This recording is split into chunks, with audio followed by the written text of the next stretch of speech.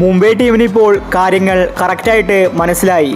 Pandya ക്യാപ്റ്റനായപ്പോൾ Mumbai team മുഴുവനായിട്ടും തകർന്നിരിക്കുകയാണ്. ഇന്നും കൂടി പരാജയപ്പെട്ടപ്പോൾ മുംബൈയുടെ പ്ലേ ഓഫ് സാധ്യത പോയിരിക്കുകയാണ്. ഇനി മുംബൈ പ്ലേ ഓഫിൽ എത്തണമെങ്കിൽ അത്ഭുതങ്ങൾ സംഭവിക്കേണ്ടിയിരിക്കുന്നു. ഇപ്പോഴത്തെ ഇന്ന് രാജസ്ഥാനുമായി കളി തോറ്റപ്പോൾ നീതാ അംബാനി വലിയ കാര്യമാണ് പറഞ്ഞിരിക്കുന്നത്. ഇതിനെക്കുറിച്ചാണ് നമ്മൾ ഇന്നത്തെ വീഡിയോയിൽ നോക്കുന്നത്.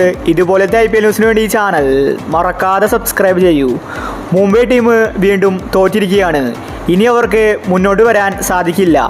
ഇപ്പോഴത്തെ ഇന്ന് രാജസ്ഥാനുമായി കളി തോറ്റ് നീതാ അംബാനി പറഞ്ഞത് ഇങ്ങനെയായിരുന്നു: എനിക്കിപ്പോൾ ഒരു കാര്യം മനസ്സിലായി. രോഹിത് ശർമ്മ തന്നെയാണ് നല്ലൊരു ക്യാപ്റ്റൻ.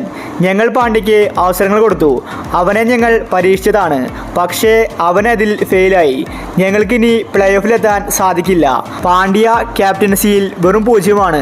അത് ഞങ്ങളിപ്പോൾ തിരിച്ചറിഞ്ഞു. ഈ സീസൺ എന്തായാലും ഞങ്ങളുടെ കൈവിട്ടുപോയി. എങ്കിലും ഞങ്ങൾക്ക് തെറ്റിദ്ധരുത്താൻ സമയമുണ്ട്. പക്ഷേ ഞങ്ങൾ ഇപ്പോൾ പാണ്ഡ്യയെ മാറ്റുന്നില്ല. പക്ഷേ അടുത്ത സീസണിൽ ഇതുപോലെയാക്കാൻ ഞങ്ങൾ സമ്മതിക്കില്ല. രോഹിത് ശർമ്മയോട് കാര്യങ്ങൾ സംസാരിക്കും. ശേഷം പാണ്ഡ്യയെ മാറ്റി രോഹിതിനെ തന്നെ ഞങ്ങൾ ക്യാപ്റ്റനാക്കും. ഇല്ലെങ്കിൽ മുംബൈ ടീം തകരുമെന്നത് ഉറപ്പാണ്. ഞങ്ങൾ ഇപ്പോഴാണ് കാര്യങ്ങൾ മനസ്സിലാക്കിയത്. പാണ്ഡ്യയ്ക്ക് ഇപ്പോൾ ഒന്നും തന്നെ ചെയ്യാൻ സാധിക്കുന്നില്ല. പാണ്ഡ്യ കൈമലർത്തുകയാണ്. കാരണം ഇനി മുംബൈ ടീമിനെ കയറി വരാൻ സാധിക്കില്ലെന്ന് പാണ്ഡ്യയ്ക്ക് വരെ മനസ്സിലായി. കളി തോറ്റിട്ടും അവന് യാതൊരു സങ്കടവുമില്ല. ക്യാപ്റ്റൻ അല്ലാതിരുന്നിട്ടും രോഹിത് ശർമ്മയ്ക്കാണ് സങ്കടം. അത് ഞങ്ങൾക്ക് മനസ്സിലായി. രോഹിത് മുംബൈ ടീമിനെ അങ്ങനെയാണ് കാണുന്നത്.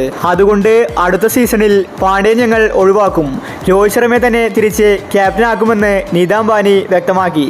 മുംബൈ മാനേജ്മെൻറ്റ് പാഠം പഠിച്ചിരിക്കുകയാണ്. പാണ്ഡ്യ വെറുതെയാണെന്ന് അവർക്ക് മനസ്സിലായി.